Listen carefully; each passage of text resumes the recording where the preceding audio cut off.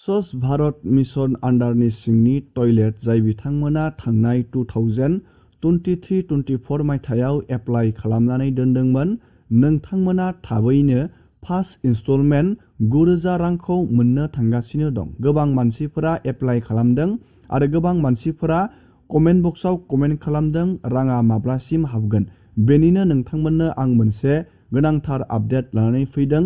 मानो होनोब्ला टयलेटनि थाखाय गोबां मानसिफोरा एप्लाइ खालामनानै दोनदों। गासैबो एप्लाइ खालामनाय मानसिफोरा टयलेटनि रांखौ मोनजोबनो हागोन ना हाया, सोरबायदि मानसिया मोननो हागोन, बेनिनो मोनसे गोनांथार आपडेट। आरो टयलेटनि रांखौ नोंथाङा मोननो हागोन, बेंक एकाउन्टआव नोंथाङा रांखौ बोरै लानो हागोन, रां हाबनायनि प्रसेसनि आपडेटखौबो दिनैनि नैबे भिडिअनि गेजेरजों नायगोन। जुदि नोंथाङा इन्टारेस्टेड, भिडिअखौ जोबजासे नायलांबाय थाबानो जाबाय।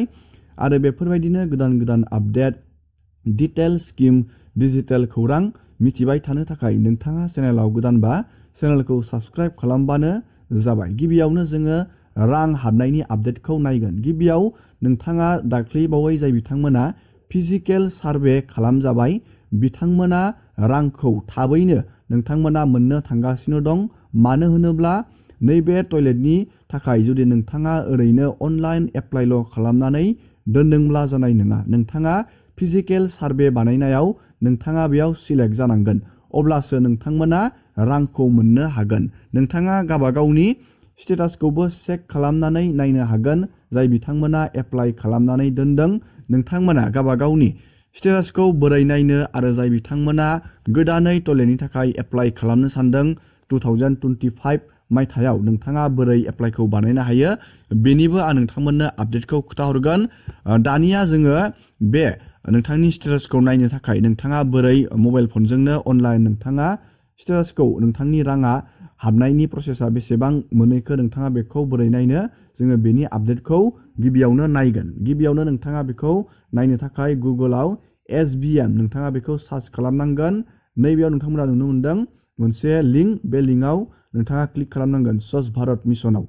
बेयाव क्लिक खालामनानै नोंथाङा दानिया गावबागावनि स्टेटासखौ नायनो थाखाय नोंथाङा नैबे एप्लिकेशन फर्म फर IHSL डेशबर्डआव नोंथाङा क्लिक खालामनानै होनांगोन। बेयाव क्लिक खालामनानै नोंथाङा नैबेयाव मोनसे अपसन नुनो मोनदों, नैबेयाव मबाइल नाम्बार आरो नैबेयाव OTP। नोंथाङा बे मबाइल नाम्बार OTPखौ नोंथाङा बहायनानै, नैबेयाव OTPखौ बहायनानै, नैबे नोंथाङा केपसाखौ बहायनानै नैबेयाव साइन इनआव क्लिक खालामनानै नोंथाङा पर्टेलाव हाबनानै नोंथाङा नायनो हागोन। नोंथांनि स्टेटास, टयलेटनि नोंथांनि स्टेटासखौ नोंथाङा नायनो हागोन, बेसेबां आग बारायनानै दं नोंथांनि स्टेटासा।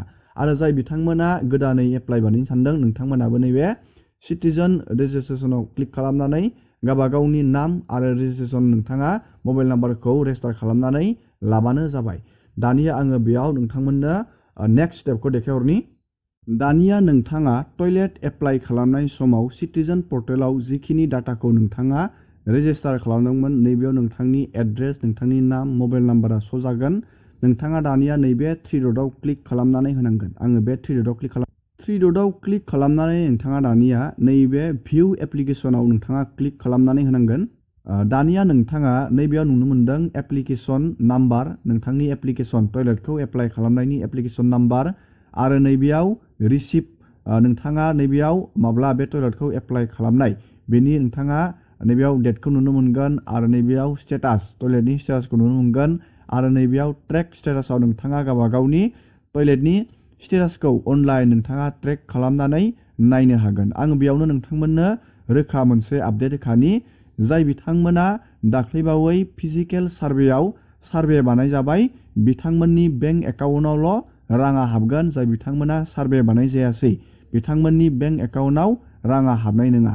दानिया नोंथाङा बेयाव गावबागावनि स्टेटासखौ ट्रेक खालामनानै नायनो हागोन। नोंथाङा नैबे ट्रेकआव क्लिक खालामबानो जाबाय। आं मोनसे नैबेयाव क्लिक खालामबाय, आङो बेयाव गोबां मानसिनि एप्लाइ खालामनानै दोनदों। दानिया आङो बेयाव ट्रेकआव क्लिक खालामनाय लोगो लोगोनो नोंथाङा ट्रेकआव क्लिक खालामनाय लोगो लोगोनो नोंथाङा बेयाव गावबागावनि डेटाखौ नुनो मोनगोन। नोंथांनि बेंक एकाउन्ट, नोंथांनि नाम, कार्डनि केटेगरि, बेफोरबायदि डाटाखौ नुनो मोनगोन। नोंथाङा दानिया बेयाव बोरै ट्रेक खालामना नायनो, नैबे गाहायाव अपसन होनानै दोनदों, नैबे गोजा सिना, नैबेहालागै खारनांगोन इनसेन्टिभ गिभिन टु एप्लिकेन्ट। गिबियावनो दा जोंनिया एप्लिकेसना रिसिभल' जानानै दं। नैबेयाव नैथियाव जागोन एप्लिकेसन सिकिउरिटि डन बेबायदि जागोन आरो थामथियाव जागोन लकेसन फर जिअ'टेकिं नैबेयाव आरो ब्रैथियाव IHSL जिअ'टेकिं डन बेफोरबायदि जागोन। बेनि उनाव जोङो रांखौ मोननो हागोन। बे गासैबो स्टेजआ कमप्लिट जाखांनायनि उनाव जोङो इनसेन्टिभखौ मोननो हागोन। इनसेन्टिभखौ नोंथाङा गिबियावनो 9,000 रांखौ आगोलो जाय बिथांमोना मोनखांबाय बिथांमोना मोनदों 9,000। टटेल नोंथाङा 12,000 रांखौ नोंथांमोना नैबे टयलेट बानायनो थाखाय रांखौ मोननो हागोन। नोंथाङा दानिया रोखा जाबाय जानो हागौ। बिदिनो नोंथाङा एप्लिकेसन नोंथाङा स्टेटासखौ चेक खालामनानै नायबानो जाबाय। जाय बिथांमोना एप्लाइ खालामनानै दोनदों बिथांमोना बेफोरबायदि स्टेप बाय स्टेप स्वच्छ भारत मिशन आन्डारनि पर्टेलाव फैनानै बेफोरबायदि चेक खालामनानै नायबानो जाबाय। आरो रां हाबनायनि बेयाव मोनसे सिस्टेम दं। नोंथांमोना जानो हागौ टयलेट एप्लाइ खालामनाय समाव बेंक एकाउन्ट होखादों। बे बेंक एकाउन्टआवनो राङा हाबगोन। नाथाय बिदि साननाङा। नोंथाङा जुदि आदारजों बेंकजों लिंक बानायाखै अब्ला नोंथांनियाव राङा हाबनाय नङा। जाय बिथांमोना टयलेटनि थाखाय एप्लाइ बानायदों नोंथांमोना जिखि जाया बेंकआव थांनानै नोंथाङा आदारजों बेंकजों लिंक खालामनानै लाबानो जाबाय टयलेटनि रांखौ मोननो थाखाय। दिनैनि भिडिअखौ आङो बेखिनियावनो फोजोबबाय। रांखौ नोंथांमोना थाबैनो मोननो थांगासिनो दं। बेनि माबाफोर जुदि आपडेट फैयोब्ला नोंथांमोननो आङो भिडिअनि जोहै आपडेट लानानै फैगोन। एसेनोसै।